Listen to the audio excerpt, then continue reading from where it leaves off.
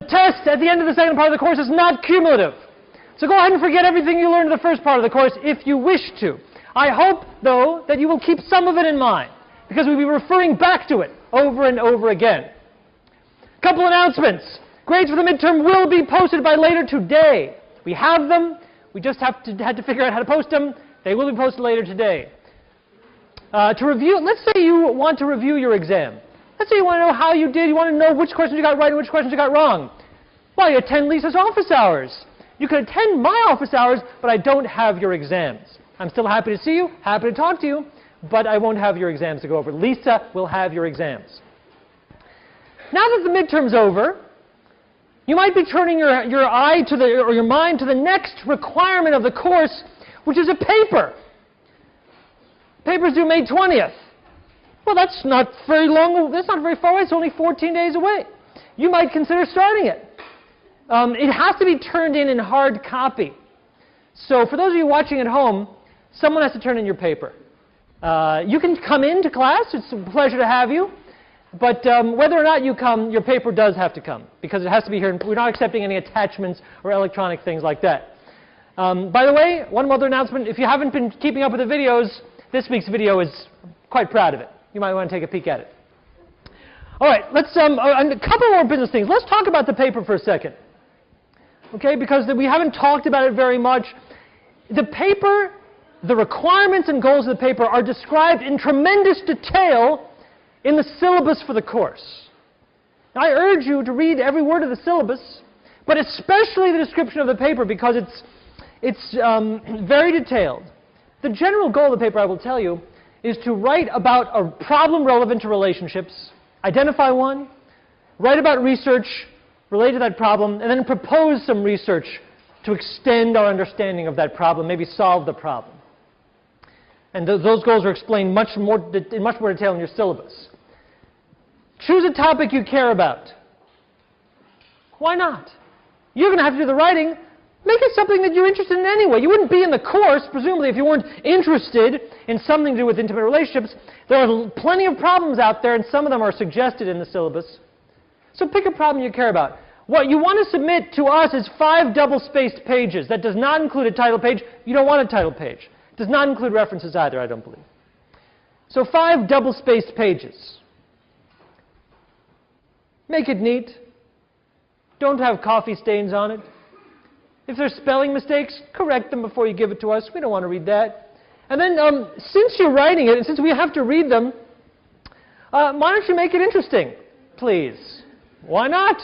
I realize that you didn't volunteer to write the paper, but you sort of did by taking the course. So since you have to write it and we have to read it, let's just make this more pleasurable by making your paper fun to read. Imagine that someone you cared about was having to read it. Write it as if that was the audience, someone that you wanted to have a good time reading the paper. So that's any questions about this requirement, Jessica? I know that we're supposed to reference some studies. Yes. Can we reference anything, any of the studies that are in our textbook? You can. You don't want to reference the textbook itself, but you can reference studies in the textbook. Ideally, you would not only reference studies in the textbook. Here's what you cannot reference is a Wikipedia web page. That does not count as research. You could start there, but I wouldn't end there. Any other questions about this requirement before we go on to content? Yes, is that Wiley? Wyatt?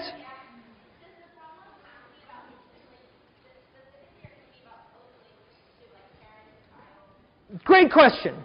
Wyatt asks, does the problem have to be about intimate relationships specifically, since this course is about intimate relationship, or can it be about close relationships more broadly? The answer is B. It can be about close relationships more broadly.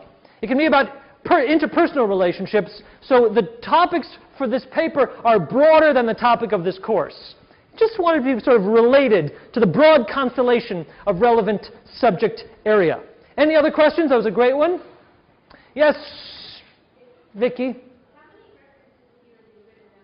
It says so in the syllabus. I don't remember off the top of my head, but it says in the syllabus you sort of have to have this many.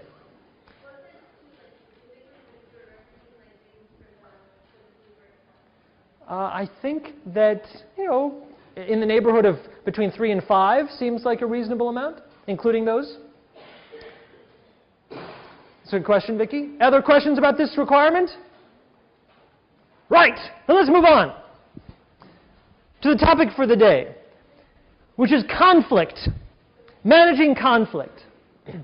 So before the midterm, Tom Bradbury, in his last lecture, talked about pro-social things, about ways that couples maintain intimacy, create intimacy, support each other, do the things that intimate relationships are all about. We enter relationships for positive reasons. That's what we want. And presumably at the beginning of relationships, all these positive things that we do for each other are most of the relationship, and that's why we continue them. The mystery isn't really, why do we do nice things with our partners? That's not mysterious. We do nice things for our partners because we love them, and that's why we're with them. No, the mystery is the topic for this week. If we love our partners, if we want to be with our partners, and we want them to love us back, why would we ever treat our partners in a way that wasn't positive? Why would we ever be mean to our partners? Ever? Why would we ever do something hurtful to someone we claim to love? That's the mystery. What do people want from their relationships? You want not just freedom from conflict, you want actually positivity. You want love, all the things that we were talking about before the midterm. And moreover, everyone knows how we should treat our intimate partners. Now, I want to refer you back to the fellow that we saw in the film at the end of Friday's lecture. You may recall, I don't remember his name, was him Chuck? Chuck? So this is the guy who'd been to prison a couple times, who, remember we commented that he said, here's what I learned from my parents' marriage. He said, so in other words, this is stuff he learned in childhood. He learned, treat people with respect in your family, don't belittle people, don't be mean to people. Imagine if I asked you, what do you know about conflict, about managing conflict effectively? I'm guessing that there would be, on the whole, a lot of agreement in the class. We already know a lot about how we should treat our intimate partners. We should treat our intimate partners with respect. We should validate them. We should be open to their ideas. We should be tolerant of disagreements. And even in the midst of disagreement, the last thing we should do is get angry. Raise your hand if you're pro-defensiveness. Very few hands. Raise your hand if you think it's okay to throw things at your partner. No hands. We know a lot about the good things to do, and we know a lot about the bad things to avoid. So the mystery is that if we all want the same thing, and we know how to get it, how is it that of all the places where we might lose control, of all the circumstances in which we would do something that we know is the wrong thing to do, of all the people with whom we would lose control and behave in a way that we would regret later, why does it happen so frequently with the people that we love the most? How is it that we treat the people we love the most in a negative fashion? Well, that's the mystery. And it's actually the mystery of more than today. It's a mystery that we will actually be pursuing for the rest of the second half of this course. And I'm not sure we'll get an answer to that fundamental question today. But let's see how far we get. So that's the mystery. Let me talk a little bit about the history. Studying conflict wasn't where relationship research began. Relationship research started, I think Tom told you, looking at personality, actually. The earliest marital researchers, for example, were looking at the divorce-prone individual. The idea being that the person who gets divorced has some kind of character flaw that made your divorce inevitable. And the other people who have good marriages, because you've got the good marriage personality. And that was maybe reasonable when divorce rates were low. When there wasn't a lot of divorce, you could say, well, divorce is this crazy aberrant thing that happens. But that changed in the 1960s. Divorce rates started to climb, and they climbed high. And suddenly, it was very hard to sustain an argument that divorce was the function, was a result of some aberrant personality, because if that were true, then everyone in the world is aberrant. Hard to imagine. Also, as divorce rates climbed, more and more people were going to get couples therapy. When divorce rates were low, there was no such thing as a couples therapist, because there were no couples that wanted or asked for therapy. But suddenly, when divorce was sort of more normative, more couples were going to get therapy. And when they went into that therapist's office, husband and wife or any couple, and sat down and the therapist said, "So what brings you here?" The big complaint was, "We're fighting. We are fighting," and let's talk about that complaint. What's the complaint? The complaint is, we fight a lot and we're going around in circles. We fight a lot and we never get anywhere. We fight a lot and the same topics keep coming up and it gets ugly and we both are upset and crying and we can't figure out a way out on our own. We want to get out of this. So the people who were hearing the complaint were therapists, clinicians. And what do those therapists need? Those therapists said, well, I need to tell these people something. I want to be able to give them some answers, some response that says, well, here's what you should do. But they didn't really have an answer. Well, social learning theory emerged from this context. So we talked about social learning theory. You talked about it with Tom Bradbury. That's the theory that change in relationships really comes from the way couples communicate and the way the behaviors that they exchange and how they understand those behaviors. Social learning theorists said, look, some people are better at communicating than others. It's a skill. One of the fundamental assumptions here is that there's a skill to managing conflict, and some people don't have it. Some people do have it. But if that's true, that's a very convenient assumption for me as a therapist. Because if there's a skill to doing this well, then I can teach you. If there's a skill, I can teach it. So clinicians were a driving force in research, turning research from personality to studying what couples actually do, how couples actually communicate. They studied conflict. They said, well, if this is the complaint, let's research it. Let's research how couples talk about problems, how couples communicate. Specifically, what are they doing? And then let's develop treatments based on what we observe. So that's sort of where this came out of. Whereas it didn't come out of necessarily a basic research. The research I'm about going to describe a lot today came out of a desire to help people, to find solutions, very concrete solutions. Before we talk about the research, let's define some terms. And the big term today is, of course, conflict. Well, what is conflict? Well, the definition I'd like to focus on was proposed by a guy named Kurt Lewin, one of the godfathers of social psychology, a personal hero of mine, very influential academic. And Kurt Lewin, thought of human beings as goal-directed creatures. So each of us are pursuing goals, and you have your goals and I have my goals. But that's what people are doing constantly. So, what is conflict? Let's read it. Conflict arises when one person pursues his or her goals and in doing so interferes with the other person's goals. Responses to this interference can vary in many ways. Very simple. What is conflict? Conflict is when me working towards what I want gets in the way of you working towards what you want. That state is conflict. When when you're trying to reach your goals, I'm trying to reach my goals, and we can't coordinate them so that we can both do them at the same time. That's conflict. And if that's conflict, it follows that in an intimate relationship, some conflict is inevitable. There is no guarantee that I will have conflict with you, necessarily.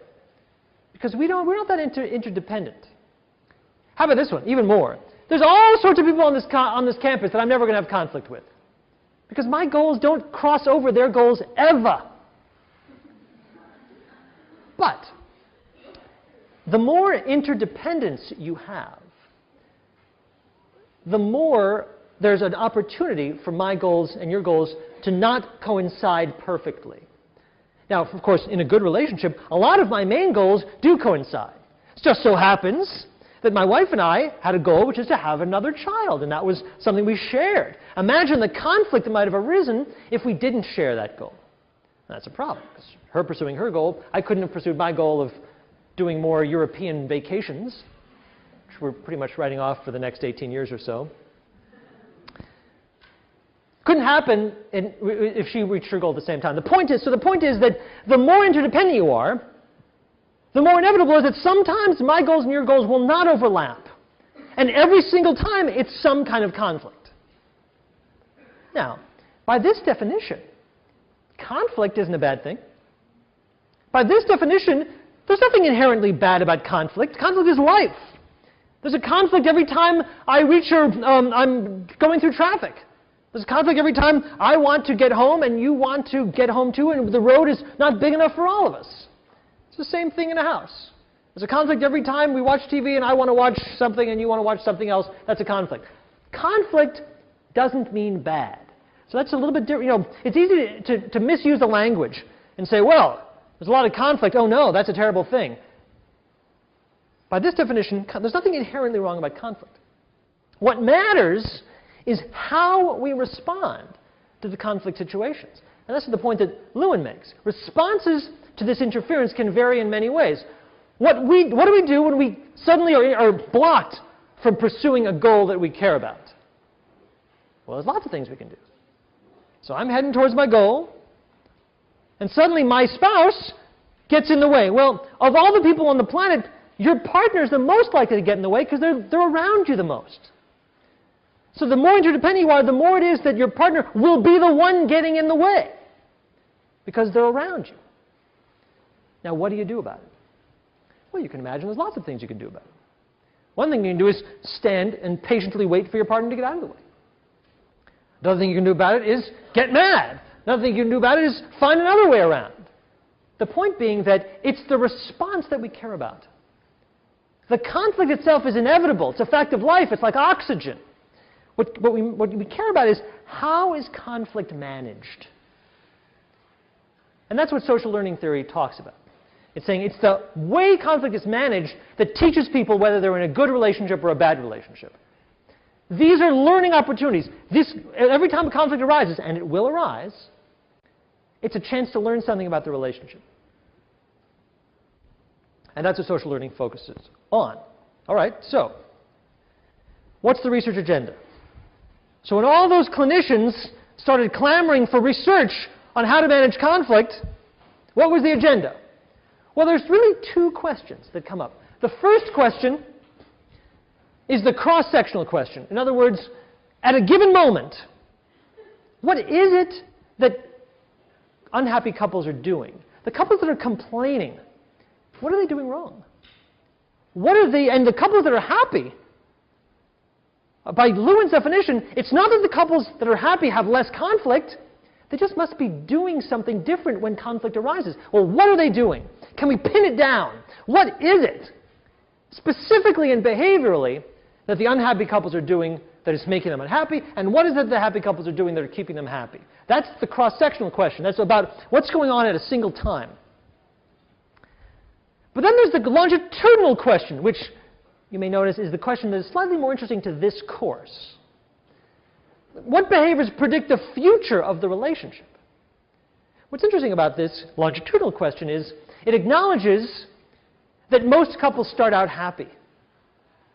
And there's an assumption here, which is that of all the couples that start out happy, some of them are happy and also manage conflict well, and some of them are happy and also manage conflict poorly, and those are the ones that are going to be vulnerable to declines over time. And so it'd be very important to know which are the behaviors, which ways of managing conflict help you stay happy longest. We're going to talk about both these today. Let's start with the cross-sectional question. How do you do it? Well, we talked earlier, this is back before my baby was born and during the methods lecture, about how self-report measures of behavior quickly proved to be inadequate. Remember, we talked about how the early researchers did want to know, and so they asked couples, well, how do you manage conflict? And they didn't get useful answers because people don't know how they manage conflict. All we know is that the happy couples say, yeah, all the good things, we do them all. And the unhappy couples, yeah, all the bad things, we do those all. And since husbands and wives couldn't agree on whether they had even had sex the night before, you may recall, we realized, well, we can't just ask people. Forget that. What we have to do is actually watch them. We have to observe couples. But that's a challenge. And what had to happen was the development of new ways of doing research, new ways of studying how do couples interact with each other. We used to ask them, that's not good enough, so now we have to say, well, how are we going to do it? And so there developed sort of a typical paradigm to observe conflict, which I may have mentioned before when we talked about observational data in the methods lecture. Let me go over it a little more detail now. The early research, first of all, found happy and unhappy couples. And that they did ask people. As we talked about, when you want to know if someone's happy with their relationship, basically asking them is the only way. So they asked people, okay, you can do it through newspaper ads or through radio announcements. You get people who say, I love my relationship, I'm in a terrific relationship, and people who hate their relationship and say, we're really distressed. One good source of the distressed couples, the unhappy couples, was clinics. And that's where they got a lot of these couples, people who were looking for therapy. And they said, oh, by the way, you're looking for therapy, would you mind being in a study while you're waiting? And they say, sure, okay, we've got nothing to lose. Now you've got these couples and you bring them to a research room, typically. You bring them to a research room and you ask each spouse to identify a topic. And here's how we introduce it in my research. We say, we'd like each of you to come up with an area of disagreement in the relationship. Now, we don't want this to be something that would make you uncomfortable to talk about. That's not our purpose. But we do want something with a little heat to it. We want something that really matters to you so that talking about it might benefit you. When we say talking about it might benefit you, this is known as a lie. What we really care about is, what we really mean is, talking about it might actually get you to show real emotions, and that's what we're trying to study. But that's not what we say. We say, this might benefit you, but what we really mean is, this might benefit us. And then I think you remember I put 2 chairs out here, and we have 2 people sitting in chairs. One person here, one person there, facing each other. And we have 2 cameras, a camera behind each person's head pointing at the other person. And wires from the cameras connect their images to a single screen. So we can look at their faces at the same time, even though they're facing each other. And then we say, all right, we'd like you to talk about this problem for the next, it varies. Some studies have them talk about it for as little as 7 minutes. I've seen studies have them talk about a topic for as long as 15 minutes. And we say, okay, could you talk about it? Talk to each other, don't talk to us. No need to explain yourself. No, don't look at the camera and say, oh, that's my Uncle Bob who lives in New Jersey. We don't need to know it. Just talk to each other as if you were talking to each other at home. And then we leave them. We close the door and let them talk. We're watching them on a monitor in the other room. And here's what we see. You might ask yourself, well, imagine, what would you experience if you were in that situation? You're in a room somewhere in the UCLA campus. You're sitting in 2 chairs facing each other. And there's a camera right behind your partner's head aiming right at your face. Do you think you could relax in that situation? Do you think you could just ignore the camera and focus on your partner and really be in the moment? Or would you be super self-conscious? Some people are saying, I would be super self-conscious. Well, you'd think so, wouldn't you? And I would think so too. I would totally expect that I would be super self-conscious in that situation, and I would not be able to forget that there's a camera pointing at my face. But let me tell you something. People forget the cameras like that. How could it be? How could they forget the cameras? The camera, we make no effort to hide the camera. There's not even a sheet over it. It's just a big old camera. It's black. It's on a podium. It's on a tripod. But when you are sitting across across 4 feet from your relationship partner, your intimate partner, and there's your partner's face, and you're talking about a topic, and there's a camera, the camera cannot compete with your partner's face. Your partner's face carries the day. Well, sure, you might say. But surely people they still know you're talking, so they can fake it. They can fake their behavior. Okay, let's pursue that argument. What would they fake? How can you, what are you going to do? What would be your motive if you're in that room being taped by researchers while you have this conversation? How are you trying to come across? What's your name? Marina? Sabrina, right. That's right. Oh, right, you just want to sound like I'm not the one causing the problem. In fact, you might want to sound like you don't have a problem. You want to sound like we're a great relationship. Here's the problem. If you knew how to fake having a great relationship, you would have a great relationship. Think about it. Who are you more motivated to please? A researcher or your actual partner? Most people are more motivated to please their partner. So if they could fake good, if they could sort of try to have a better conversation than usual, they would. The problem is that people don't know how. So the conversations that we see are incredibly real. We see people crying, and I'm saying within 7 minutes. We see people shouting. We see people getting mad. Now, how does this compare with the conversations they have at home? Someone asked that question. Some researchers asked the question of how do the behaviors that people observe in the laboratory compare with the behaviors that we might observe at home? And the reason they asked this question is that the behaviors they were observing in a laboratory, and when I say laboratory, I just mean a research room with a camera in it, those behaviors were really vivid. They were seeing a lot of affect, a lot of emotion. Well, if that's what we're seeing in the research room, what would people see at home? So here's what they did.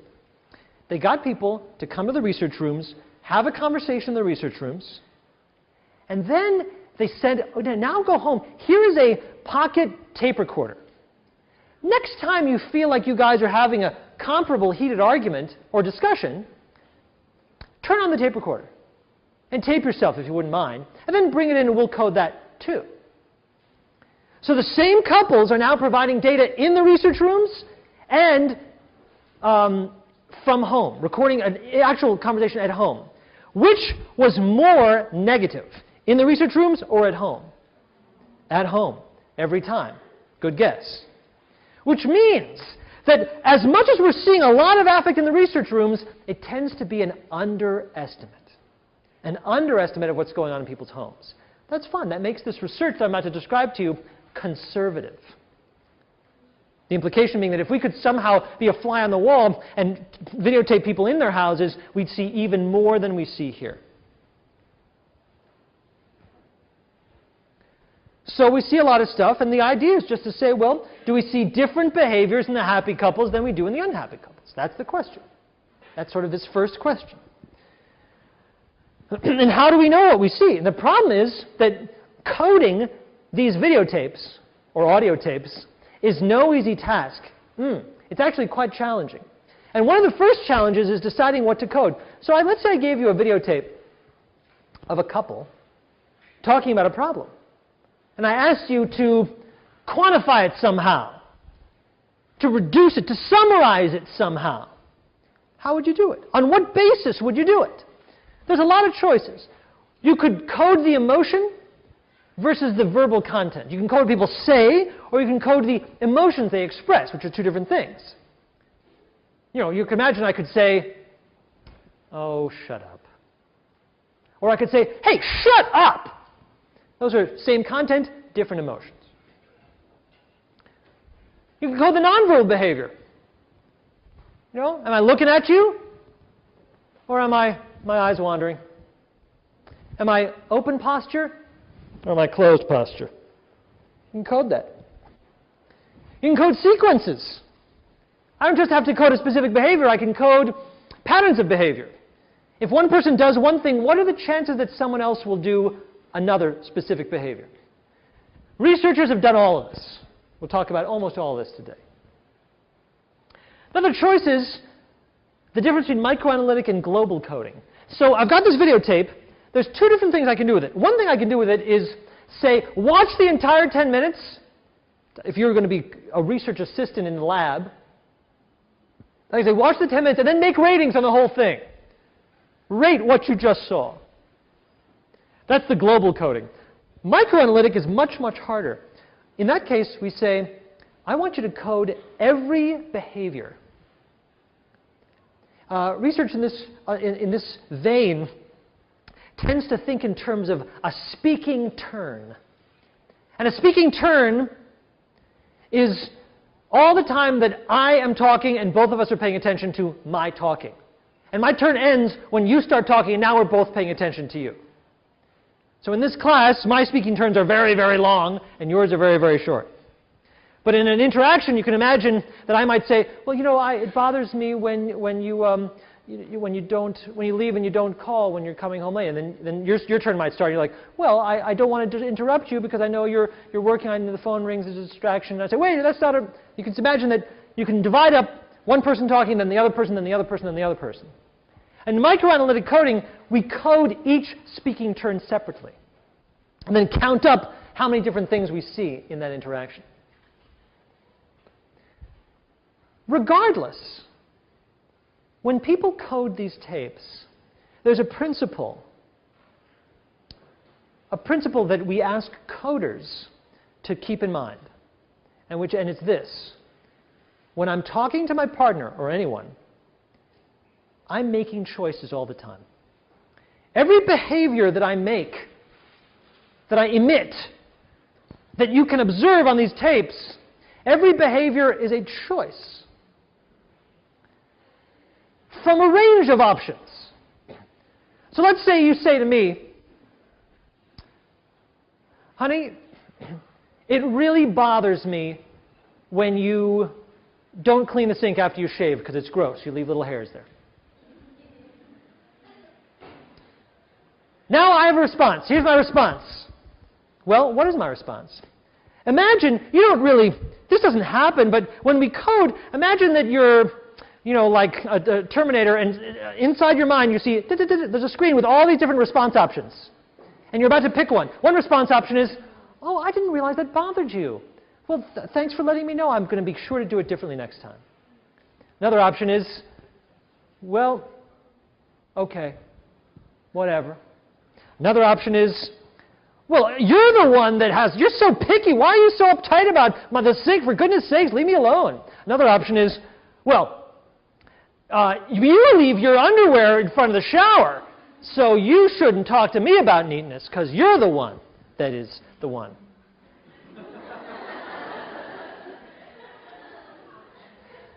Every behavior is a choice. And the meaning of our choices depends on being aware of that range. So when you're coding, so then the question is, okay, what response would be considered a constructive response? You know, what response would be considered a positive response? Well, something that, given that you've disclosed an issue with me, a complaint, a response that was open, a response that acknowledged and validated your concerns, would be coded as more positive than a response that was defensive or accusatory. It's very hard to get reliability. The challenge is that you want multiple people to see the same things. You want to train people so that if I brought a lot of you to the lab and I trained you for a while, if you watch the tape, you'd all see exactly the same things. But it's tough. It's tough. So, you know, like, imagine a couple where one person says to the other person, you jerk. Can you imagine that that could be, I'm serious. No, you jerk. You are a jerk. Or the same behavior, I could be sort of teasing you. You know how some couples kind of josh each other? Like, oh, you jerk. You crazy jerk. Well, which is it? You know, a lot of times the meaning is hard to tell. It's hard to tell. So getting people to agree on what's in these tapes is very difficult, but that's the challenge. And it's a challenge that a ton of researchers met, starting with John Gottman in the late 70s. John Gottman, who was really a pioneer of this work. And what did he show? What did he reveal? When he actually got these tapes and coded them and compared what the happy people were doing to what the unhappy people were doing. It took a lot of money. It took hundreds of hours. And what did he discover? He discovered that unhappy couples are more negative with each other than happy couples. Okay. Not a big surprise. In fact, I'll tell you another thing he discovered, that unhappy couples are less positive with each other than happy couples. Okay, not such a big surprise either. But he didn't stop there. And the research on this behavior didn't stop there at all. They went further. They said, sure, we probably knew that the unhappy couples are going to be more negative and less positive. But researchers, once you have these tapes, once you can really look at what unhappy couples are doing with each other, these researchers began to get some insights into some quite specific and less intuitive things that unhappy couples were doing that happy couples weren't doing. Let me give you some examples. This is not an exhausted list. This is not an exhaustive list at all. It just sort of gives you a flavor of what some of this research did reveal that was a little bit more interesting than unhappy couples are more negative. Unhappy couples, when resolving a problem, engage in a behavior called, that clinicians call kitchen sinking. Any guess at what's kitchen sinking? Kitchen sinking is when a specific area of conflict becomes representative of everything in your entire relationship. So you're having a talk about cleaning the bathroom sink, and suddenly we're talking about how I treat your mother, and that thing that happened before when we were going out, and that issue when I was late that time, and suddenly all issues get wrapped up. Happy couples weren't doing that. Happy couples, if we're talking about a problem, we focus on this problem. We don't throw the kitchen sink in there. But unhappy couples couldn't contain it. Their discussions turned out not to be well contained to one topic. Even though that's the issue that they were asked to discuss, it raised a lot of other issues. Unhappy couples were much more likely to engage in self-summarizing. What is self-summarizing? Self-summarizing is a conflict behavior where you say, look, what I'm trying to say is, unhappy couples are very invested in summarizing themselves. Happy couples, in contrast, were much more likely to summarize what the other person had to say. You see the difference. Unhappy couples are focused on their own message and getting it out. Look, let me explain it again. Look, let me tell you again. Look, you don't understand me. You're not hearing me. I'm trying to say, this is what I'm trying to say. Happy couples are saying, let me see if I understand you. That's a big difference. And it's a little bit more subtle. And it's not just that the happy couples are more positive. It's how are they more positive? Happy couples are more positive in an outward directed way. What makes it subtle is you can imagine an unhappy couple saying, if I could only get you to listen, if I could only get you to understand, you would immediately see my point of view and the conflict would be solved. The problem is that doesn't work if you're both constantly summarizing yourself. Connection, an actual connection, comes from the opposite of self-summarizing. And you're saying, well, if you just said something, let me see if I understand you by trying to summarize what you just said. Did I get it right? I didn't get it right? Fair enough. Let's try again. Oh, and I did get it right? Oh, that makes me feel great because I understand you. And that must make you feel great because you've been understood. Huh. You can see how self-summarizing gets in the way of all that. Presumptive attributions they found in the unhappy couples. Oh, presumptive attributions. You don't want that. What's a presumptive attribution? Presumptive attribution is when you assume that you know what the other person is thinking. Example. I say, why should we go to your family's house for the holidays? Didn't I just go to the last holiday to your family's house? And wasn't I polite to your mom and everything, even though I don't like her? Here's a presumptive attribution. Oh, you were just doing that to appease me. You didn't really make an effort. You were just pretending. What the? Presumptive attribution is a tough one because it's a form of mind reading. It's a form of saying, I know what you're thinking. Well, the problem is that shuts down communication, doesn't it? If you're having a conversation which is full of presumptive attributions, you are having a conversation with yourself.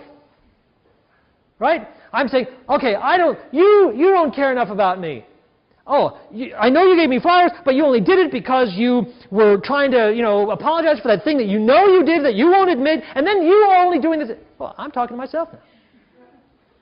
Presumptive attribution shuts down the other person because the other person is only in a position of saying, well, either I can agree with that accusation you essentially levied at me, or I can suddenly have to say, wait a minute, you got me all wrong, but you're not listening to me anyway.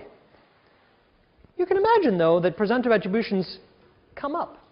And they come up more in unhappy couples than in happy couples. Unhappy couples are saying, I know what you're thinking. I know why you're doing all that. Happy couples say, what are you thinking? Why are you doing that? You see the difference? The difference between closed and open. Closed is, I know why you're doing that, so just shut up. Open is, I want to know why you're doing that. Open up. Why are you doing that? What does that mean to you? Open-ended questions are what happy couples are doing. Unhappy couples are doing these closed-ended questions.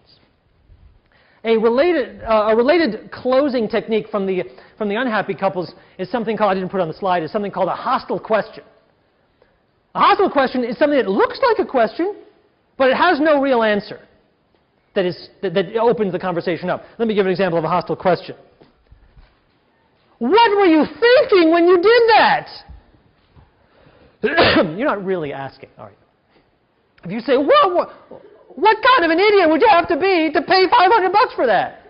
Well, that's not really, that's called a hostile question because the answer isn't, oh, this is the kind of idiot I'd have to be.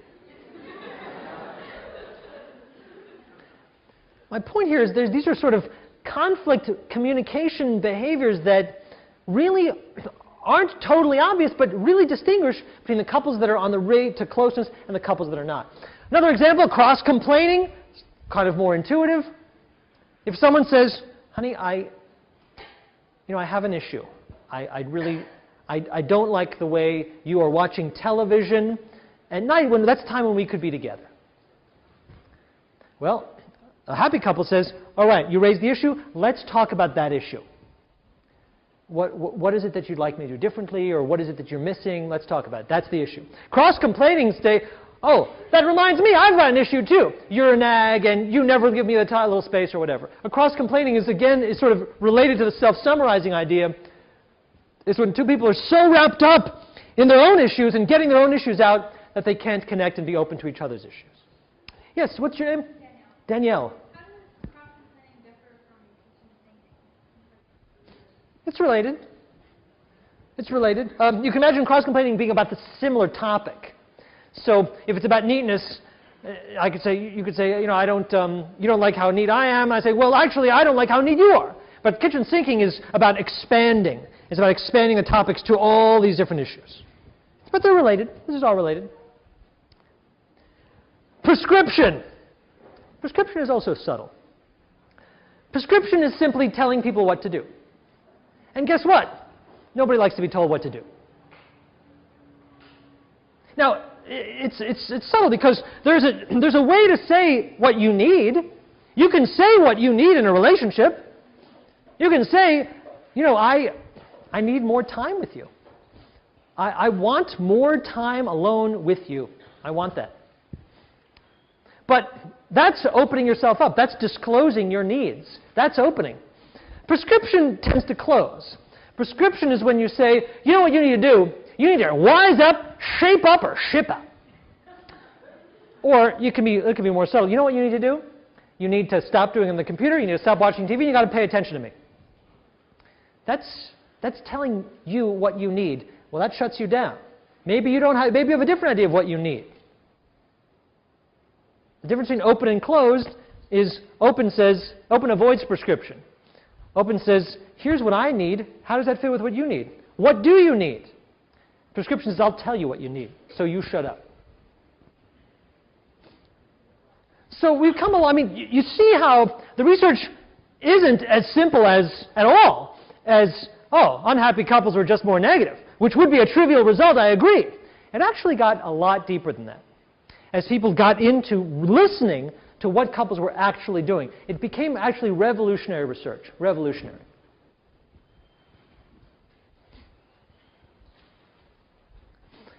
just look at behaviors. Some of that early work also looked at sequences, patterns of behavior. So if you've got a videotape, you don't just see behavior, behavior, behavior. You can see, over the course of 10 minutes, something develop. You can see the escalation of conflict or the de-escalation of conflict. And what they found is that unhappy couples are more rigid and predictable. What does that mean? It means that unhappy couples fell into cycles that they had trouble breaking out of. So, for example, the way this work is done, it's quite complicated statistically, is I look at every single, let's say, negative coded behavior, negative speaking turn in your 10-minute interaction. And for every time I'm negative, I can compute for a couple the statistical probability that your next behavior will be either also negative or neutral or positive. To give you an example from one study. I can actually compute the statistical probability that if I'm negative, you're negative also. Well, unhappy couples, the probability of negative reciprocity, the probability that one person's negativity was followed like a reaction, like a reflex by another negative behavior from the other partner, was significantly higher. The implication being less flexibility, more reflexive reactions in the unhappy couples. Does that make sense? So imagine the difference between unhappy couples is that the unhappy couple says, you just said something that pissed me off, I respond by striking back. I lash right back at you. I don't even think about it. Happy couples, and especially happy wives, I don't know why. Actually, I have many speculations as to why. Happy wives, in particular, were observed following partner negatives with neutral behaviors. Think about that as a skill. Your partner says, you really pissed me off last night. Ouch. That's a criticism. Nobody likes to be criticized. How do I respond? Screen opens up. I have a behavioral range of choices. Some are negative, some are neutral, some are positive. Which do I pick? Unhappy couples, the screen doesn't even pop up. They go right to the negative. I pissed you off, well, you pissed me off. Happy couples are doing something that takes a lot of effort. It takes a lot of effort to say, I pissed you off? Ooh, stings, yes, don't like it, but okay, let's address it. What pissed you? Let's talk more about that. Not an easy thing to do. But what does it get you? What it gets you is, it breaks you out of negative cycles. Because imagine if every relationship was like the Israelis and the Palestinians, or the Hatfields and the McCoys. It's like, oh, you threw a bomb at me, I'm throwing a bomb at you. Great. And now you're going to throw a bomb back at me? Terrific. Not a useful thing. The challenge in feud situations, and you don't want your relationship to become a feud, is to break out of it. Is to be the one that says, okay, I'm going to break the cycle of negativity. Happy couples were able to do it better. Happy couples, a negative didn't automatically cause a domino effect of negative, negative, negative, negative. You see the issue? Happy couples were able to go, punk, okay, fine. A negative, yes, I get it, I didn't like it, but now we're out of it. Unhappy couples, it took longer to exit negative exchanges. It took longer, they were just in the negative part, the exchange of negativity, back and forth, the bad part. It took them longer to say, wait a minute. Let's get out of this for a second. Which leads to free advice.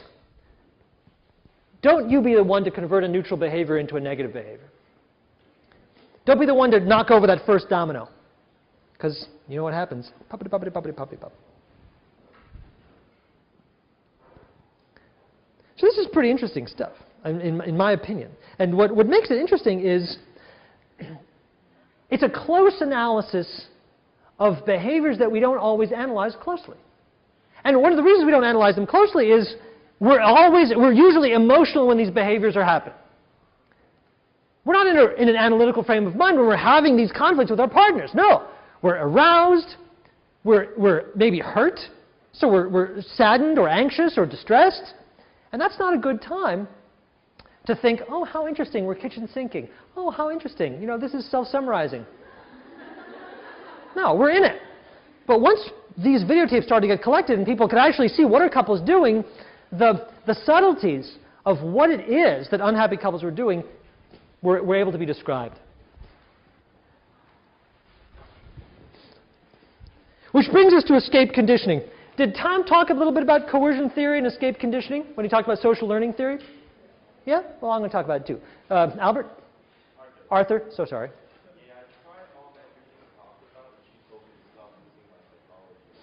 Oh, fair enough, Arthur. So Arthur says he tried some of this. Good for you. First of all, extra credit for trying this at home. And he said it did not work. He said his partner said, oh, stop using all that psychology. Well, it raises an interesting point, which is, let's say you are an actual professional psychologist who lectures on these topics for money. Does that mean that every interaction at home happens with like little cherubs swinging and birds landing on your finger, cartoon birds?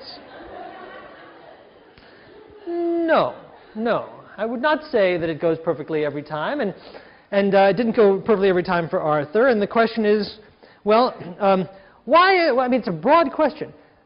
If we do this all right, if we know what to do and we do it, is that a magic key that makes our relationships perfect? No. And why not? Well, we'll talk about why not. I mean, that's such a broad question. I actually want to just sort of like put it out there and let it rest for a while. So Arthur, it's a great question. It's kind of a fundamental question. We'll get there. For the time being, let's sort of touch on this other sort of enduring question of this topic, which is, well, why does this happen? You know, when I tell you the difference between that self-summarizing, you don't want to do that, cross-complaining, you don't want to do that, I didn't hear anyone raise their hand and say, no, no, wait a minute, cross-complaining is excellent. No, no, no, no, no, I like the closed thing. That's much better than the open thing.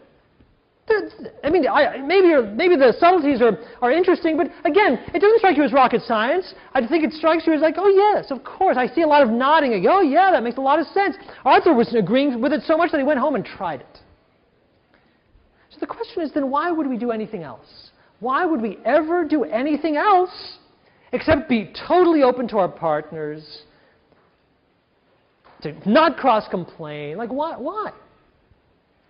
Well, social learning theory comes out of behaviorism, right? Social learning theory comes out of sort of B.F. Skinner's idea that we do what's rewarding and we stop doing what's punished. So social learning theory has to say that ultimately we must somehow inadvertently reinforce each other's behaviors.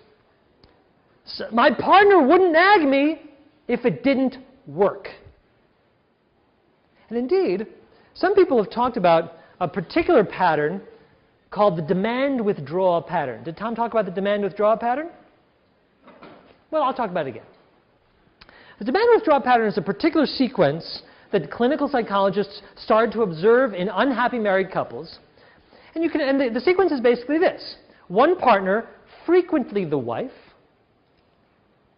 has a demand, asks for change, asks for something.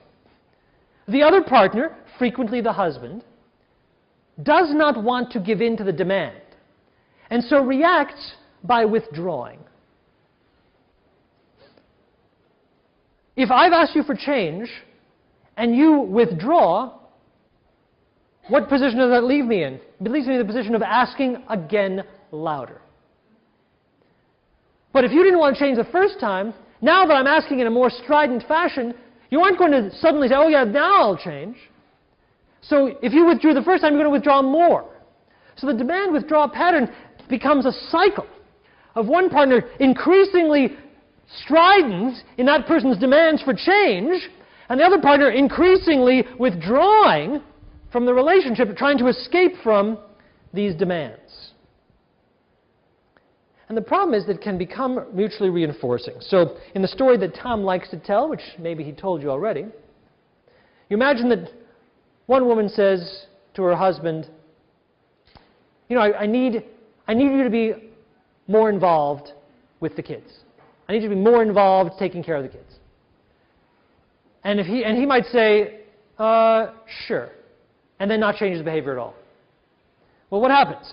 She got a sure out of him. So that's rewarding. She asked for him for change, and he rewarded her by saying, yes, I'll do it. He realized that if I say yes, I'll do it, and I don't do it, she'll stop talking, at least for a few minutes, so that's great too. So he gets rewarded for not doing it. But of course, after time passes, she realizes he hasn't changed, so she has to say something a little bit louder. And he's like, and he can say, well, okay, this time I'll do it.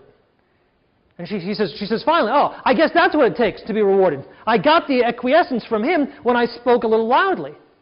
And he says, boy, all I have to do is immediately give in and then stop the conversation, and I will escape the conversation. That's terrific. But it doesn't actually require change. Well, you see where this is going.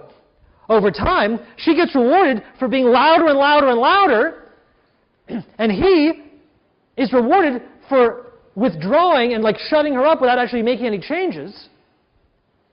And soon, she's nagging, which is not something she wanted to do, and it's not something he wants to be on the receiving end of. Meanwhile, he's totally shut down and withdrawn, which is not something he wants to do, and it's not something she asked him to do.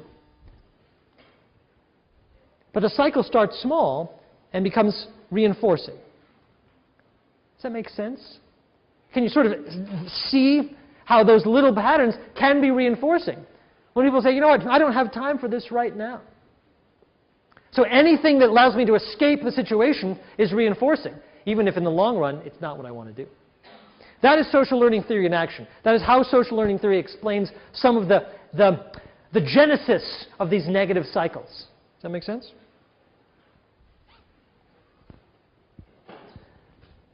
So we have a lot of data from the 1980s mostly, a lot of data looking at happy and unhappy couples and really picking apart what is it that unhappy couples are doing differently from happy couples. A lot of data on that. Well, researchers immediately talk to clinicians and say, so clinicians, just teach people what to do, teach people to do what the happy couples are doing. Now, of course, Arthur points out that didn't really work so well, but we'll get there. The problem is that the cross-sectional research doesn't actually prove that the behaviors cause the outcomes. Right? It could be that happy couples being happy causes the behavior. They hadn't actually proved that if you behave a certain way, that keeps you happy. To do that, you had to do longitudinal research. So people started to do it. Of course, it took longer. But people started to do it, started to get couples who were happy, newlywed couples. Bring them into the research rooms, observe them. And here's the first thing they observed. The first thing that we observed. Since this is where I enter the picture.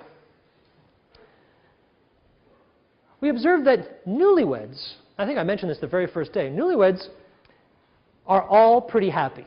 So the range of their happiness is very narrow, and it's all clustered at the top of the scale. The least happy newlyweds are still pretty damn happy.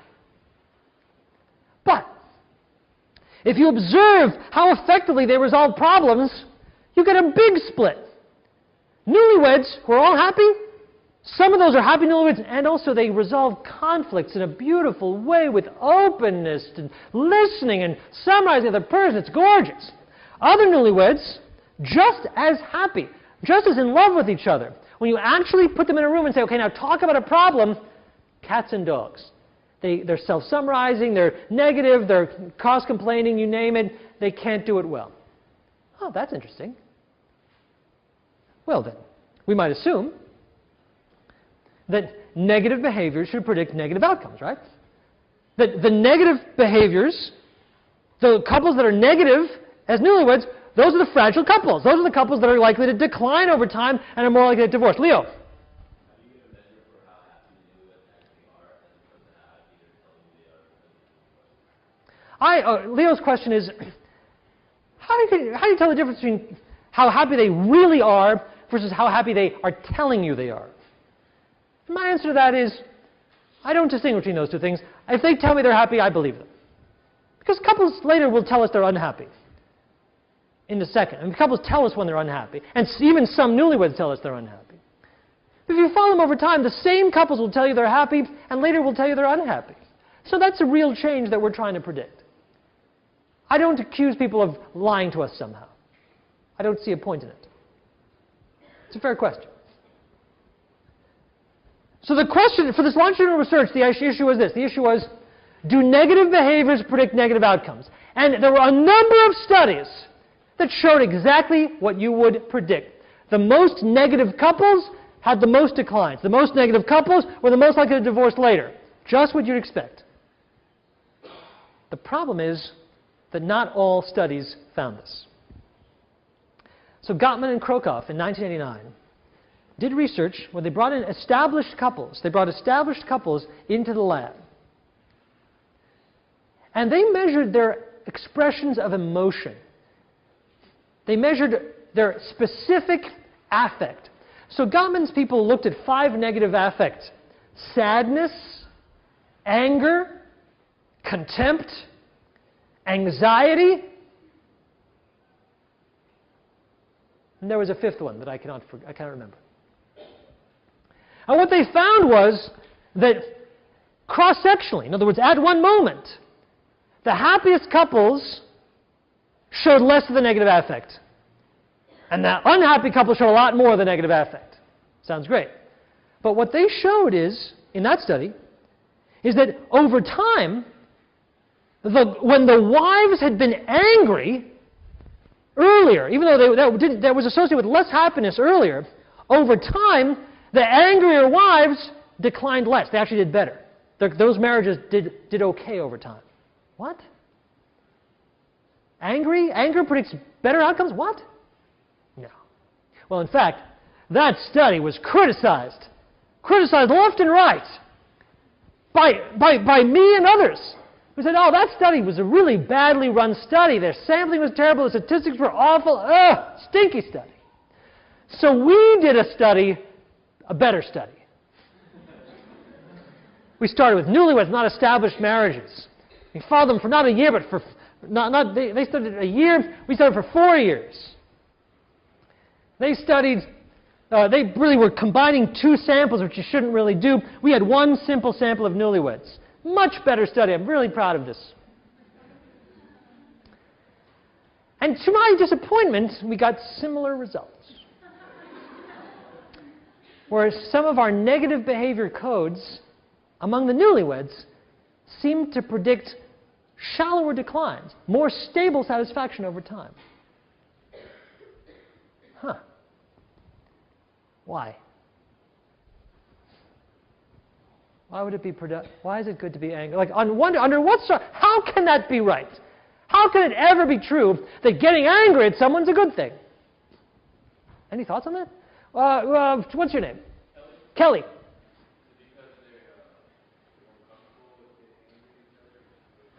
That's a really interesting idea. Kelly says maybe the willingness to express some anger reflects comfort with each other. They're comfortable saying, hey, I don't have to pussyfoot around. I don't have to walk on eggshells with you. No, if I'm angry, I can say, hey, you know what? I'm angry.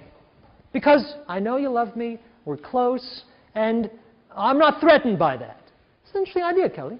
Okay, we've heard from Wyatt. How about Micah?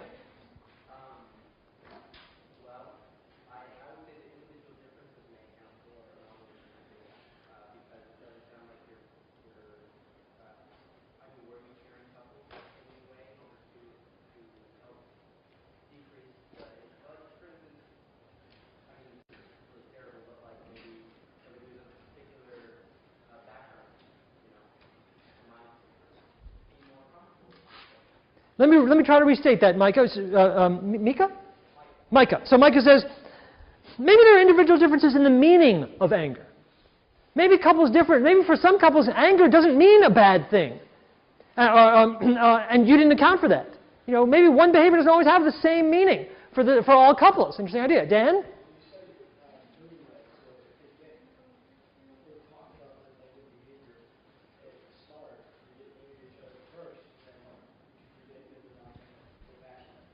Oh, Dan, very interesting idea, Dan. So here's what Dan says. Dan says, maybe in the newlyweds, by getting angry and expressing honest negative emotion about an issue, they're nipping that issue in the bud. They're preventing that issue from getting worse later. But couples who, in contrast, suppress anger or suppress negative feelings, who are not willing to talk about a problem, well, that problem might fester and then bite them later. Interesting idea. Very interesting idea. Okay, Wyatt.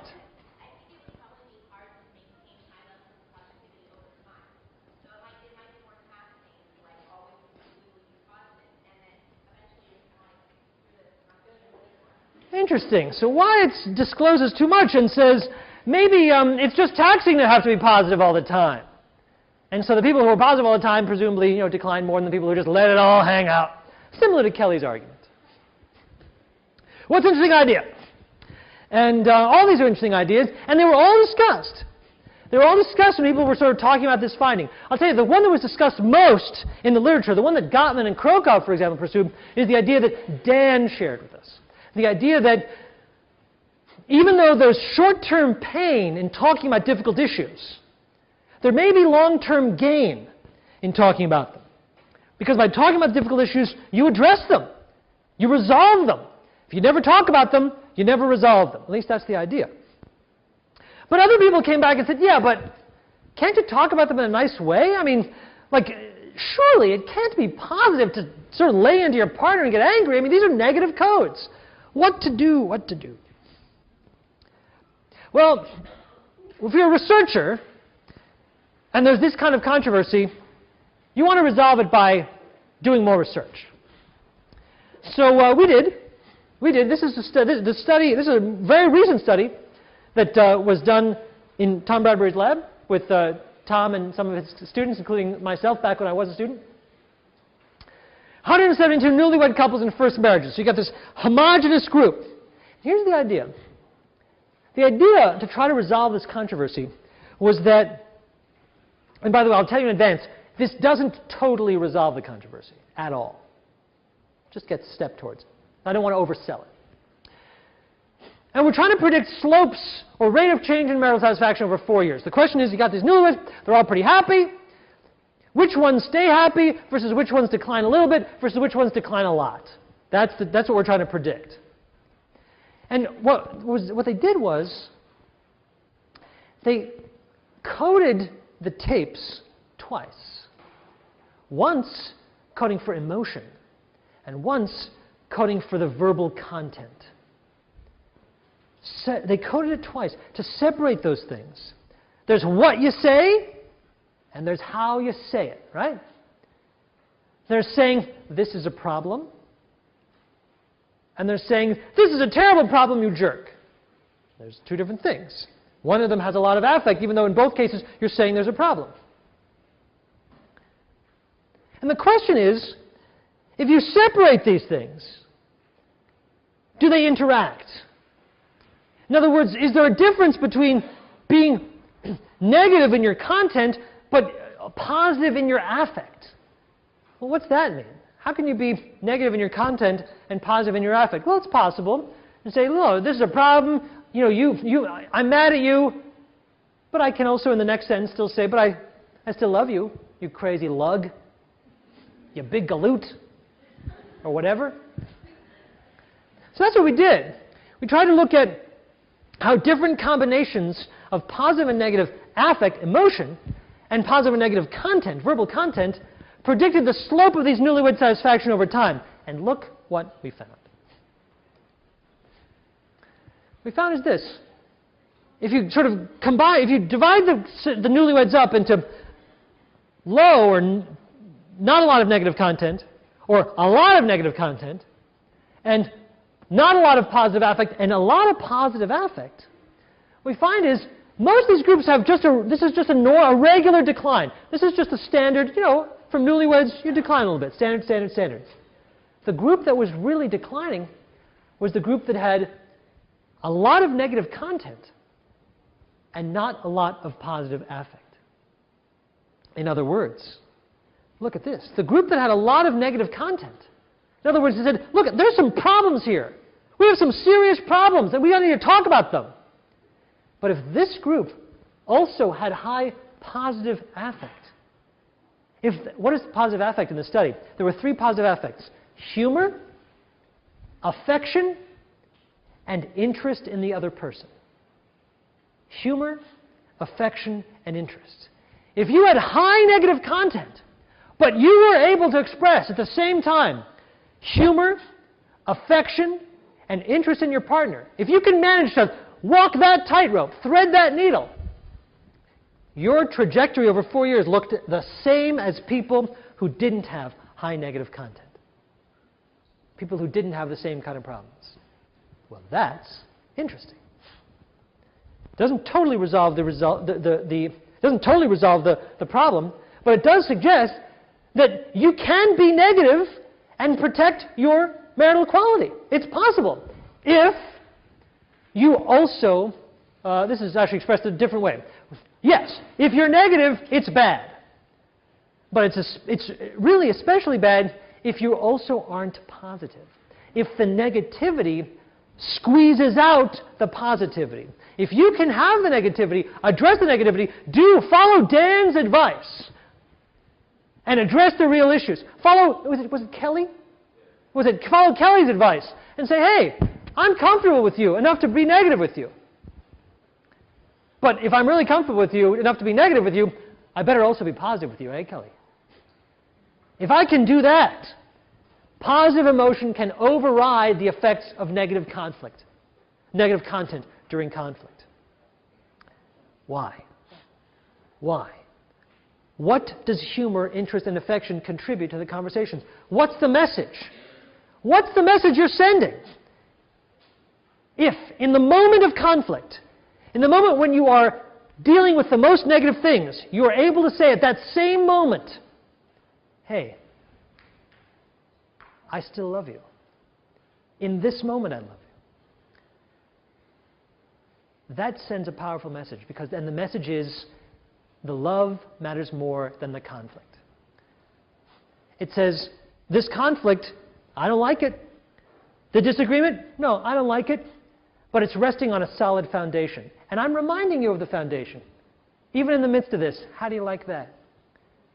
The conflict might matter to me a lot, might be really important to me, but it's not as important as the positive that connects us. That's the message. Not an easy thing to do, but I invite you to try it. Class dismissed.